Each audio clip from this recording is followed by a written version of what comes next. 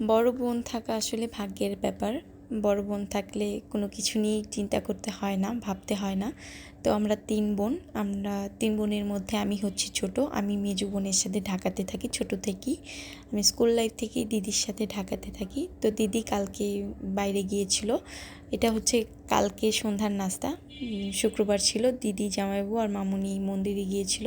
সেখান থেকে আসার টাইমে ওরা রাতে খেয়ে এসেছিল বাইরে থেকে। তো আমার জন্য নিয়ে এসেছিল খাবার। আমার জন্য খাবার নিয়ে এসেছিলো চাইনিজ সবজি, আর এখানে একটা আচারি চিকেন নিয়ে এসেছিলো। এই চিকেনটা এত টেস্টি, মানে স্টারে আমি কখনো এটা খাইনি এর আগে।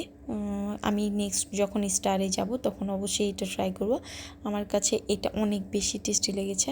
তো দিদি আমার জন্য যখনই বাইরে যাই তখনই কিছু না কিছু খাবার নিয়ে আসে। এই জিনিসটা আমার অনেক বেশি ভালো লাগে। তো আমি সন্ধ্যার নাস্তা এটা করেছিলাম। তারপর রাত্রে আর ভাত খাইনি, ভাত খেতে ভুলে গিয়েছিলাম। মানে ৮টা-৯টার দিকে যখন নাস্তা করি তখন রাত্রে আর খাওয়ার কথা মনে থাকে না। আসলে গ্রামে যখন থাকি তখন তো ৭টার দিকে ভাত খেয়ে ঘুমিয়ে পড়ি। ওই অভ্যাসটাই ঢাকায় আসলে থেকে যায়, যে মাঝে মধ্যে সন্ধ্যার নাস্তা করার পর রাত্রে আর খেতে মানে ইচ্ছে করে না, পেট ভরাই থাকে। আর মনে, তার থেকে বড় কথা হচ্ছে আমার মনেই থাকে না রাত্রে খাওয়ার কথা যখন সন্ধ্যায় একটু ভারী নাস্তা করি। তো আপনারা কে কী নাস্তা করলেন আজকে সেটা অবশ্যই কমেন্ট করে জানাবেন।